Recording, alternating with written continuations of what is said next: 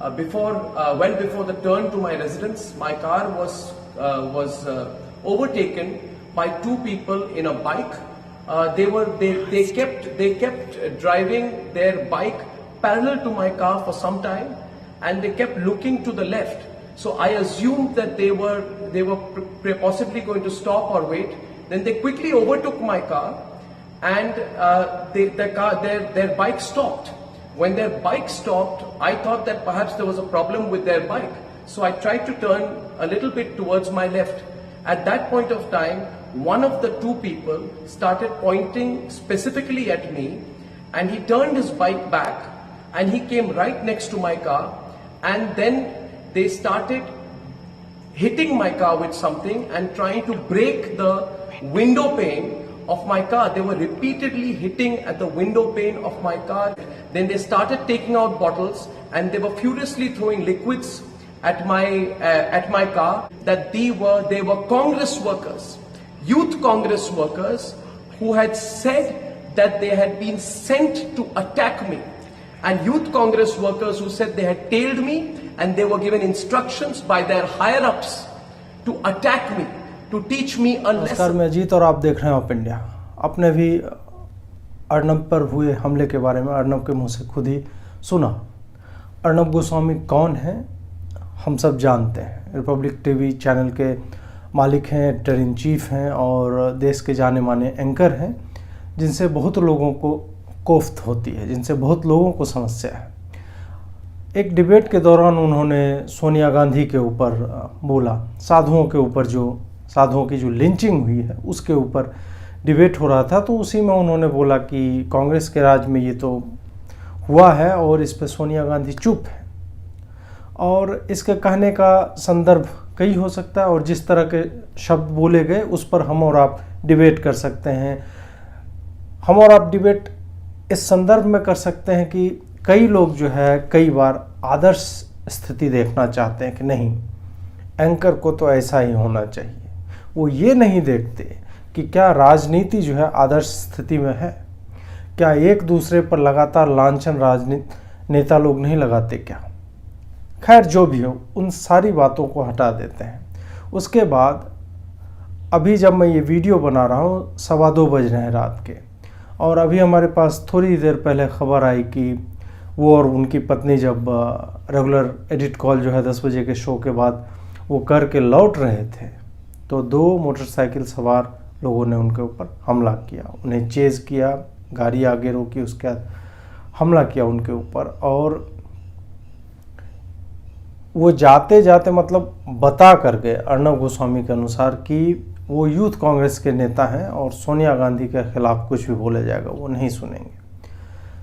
पूरे दिन हमने देखा है कि किस तरह से लिबरलों का गिरोह जो है, उसके बाद कुछ नेताओं का गिरोह जो है अर्नब के खून की मांग कर रहा था। कुछ लोग तरह तरह की बातें कर रहे थे। कुछ ट्वीट्स भी हमने देखे जहाँ पे बोला जा रहा था कि लाओ उसको, लाओ, वो मुंबई में ही रहता है ना, वो मुंबई में किसकी सरकार है, पुलिस हमारी, इस तरह के ट्वीट्स भी हो रहे थे, सारी बातें हो रही थी। अर्नब ने एक और काम किया कि उन्होंने एडिटर्स गिल्ड से इस्तीफ़ा दे दिया ऑन द एयर ही, और उसका कारण उन्होंने ये बताया कि एडिटर्स गिल्ड में इतनी शक्ति नहीं है कि वो फेक न्यूज़ को फेक कह सके, और वो हमेशा पक्षपाती रवैया अपनाता रहा है और प्रेजुडिस से चलता है, पूर्वग्रहों से ग्रसित है। शेखर गुप्ता इसके चेयरमैन है और उनकी खुद की द प्रिंट जो है, द प्रिंट, वो कई बार जो है फर्जी खबरें छाप चुका है।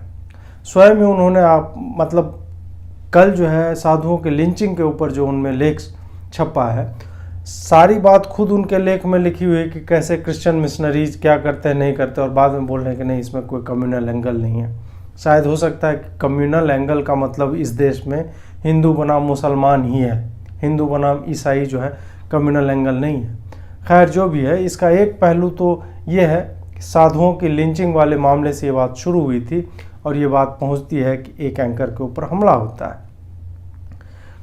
जाहिर सी बात है कि लॉकडाउन के समय में जो है काफ़ी लोग अभी भी जगे हुए हैं और काफ़ी लोग इस खबर को पढ़ रहे हैं, इसलिए मैं ये वीडियो भी अभी ही बना रहा हूँ ताकि आप लोगों तक इस खबर के वो पहलू पहुँचे जो कि नैरेटिव को हाईजैक करने वाले, क्योंकि इनका रहा है अभी तक कि हमेशा ये अर्नब पे जो हमला हुआ उस पर अब चर्चा नहीं होगी, चर्चा ये होगी कि उसने क्यों बोला जो भी बोला। यहाँ पे अभिव्यक्ति की आज़ादी, freedom of speech and expression, जिसका प्रयोग करने वाले लोग भारत तेरे टुकड़े होंगे तक की बात कहते हैं, इंडिया को ब्रेक करने के चक्कर में रहते हैं, ऐसे शब्दों का इस्तेमाल होता है। शर्जील इमाम तक को यहाँ पे डिफेंड किया जाता है, कन्हैया उमर खालिद के बारे में आप जानते ही हैं।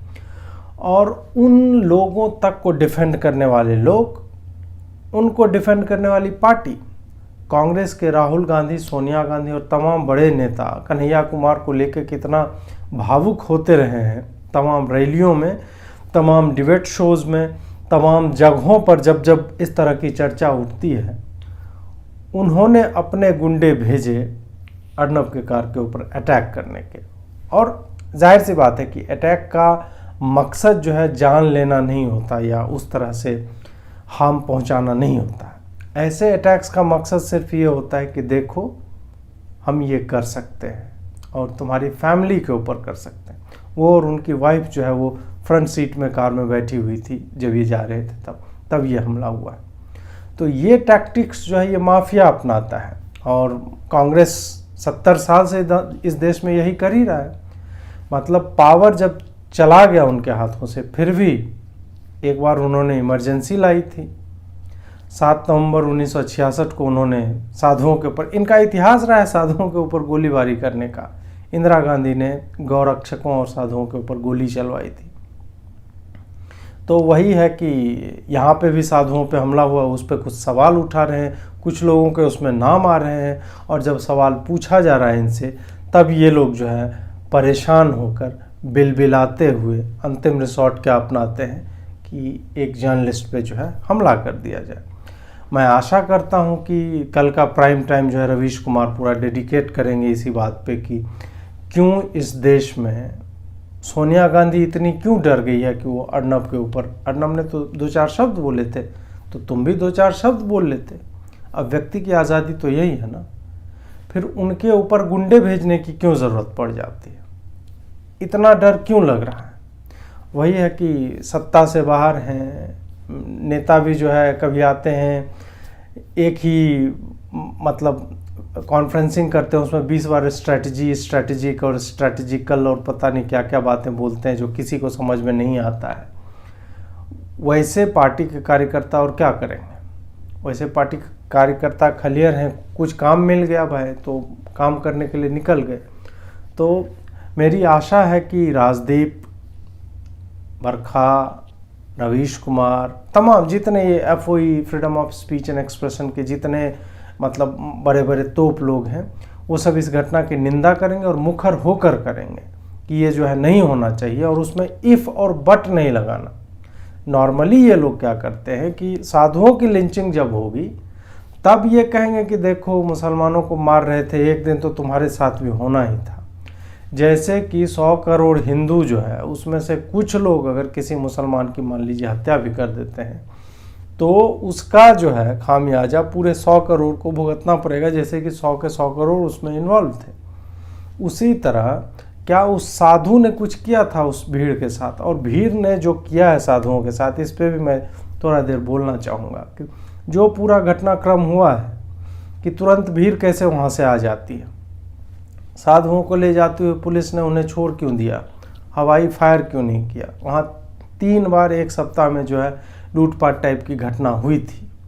पुलिस पे हमला उससे 4 दिन या 3 दिन पहले भी हुआ था, फिर भी पुलिस एहतियात क्यों नहीं बरत रही थी। और वैन तो रेंगते हुए वहाँ से जा नहीं रहे हो, वो तो ठीक ठाक स्पीड में जा रही हो, फिर कैसे उसको रोक लिया गया, किसने रोका, क्या पुलिस ने रोक कर, और वो पुलिस मिली हुई थी। इसमें CPIM के लोगों के नाम आ रहे हैं सामने, मिशनरीज एक्टिविटी वहाँ पे चलती रही हैं। पालघर का एक वीडियो आपने देखा होगा कुछ दिन पहले कि वो गणेश और हनुमान जी को गाली दे रहे थे, वहाँ के लोगों को सिखा रहे हैं। हाईली डिस्टर्ब्ड एरिया है, फिर वहाँ पे ऐसा हो जाता है और उसके ऊपर कोई डिस्कशन कर रहा है, और बटला हाउस पर जो है आंसू बहाने वाली सोनिया गांधी से कोई सवाल पूछ लेता है तो वो गुंडे भेज देती है और हमला किया जाता है उसको साइलेंस करने के चक्कर में रहते हैं।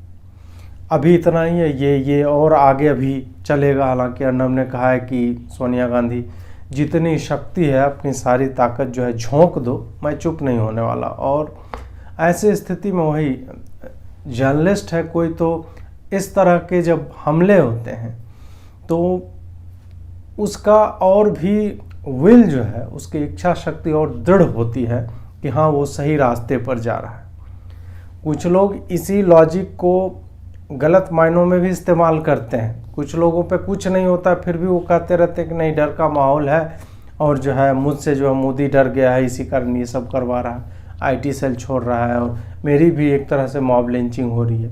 इस तरह के भी कहने वाले लोग हैं, लेकिन ऐसे लोग कहते ही रहते हैं। तो आगे जो भी होगा वो भी मैं आप लोग तक पहुंचाऊंगा। जुड़े रहिए। बहुत बहुत आभार आपका। नमस्कार। So I just want to tell you, Sonia Gandhi, that you're the biggest coward in this country right now.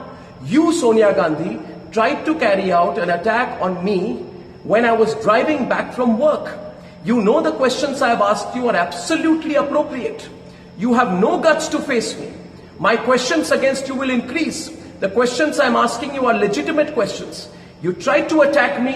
You tried to attack my wife.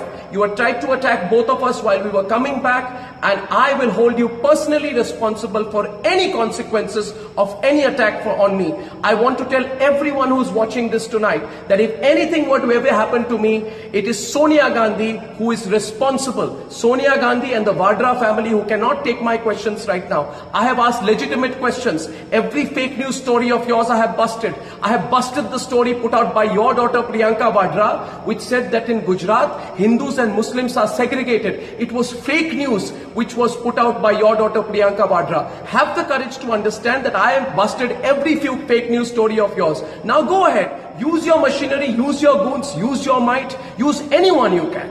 Use anyone you can, but I'm telling you, Sonia Gandhi, we have the support of the people of India.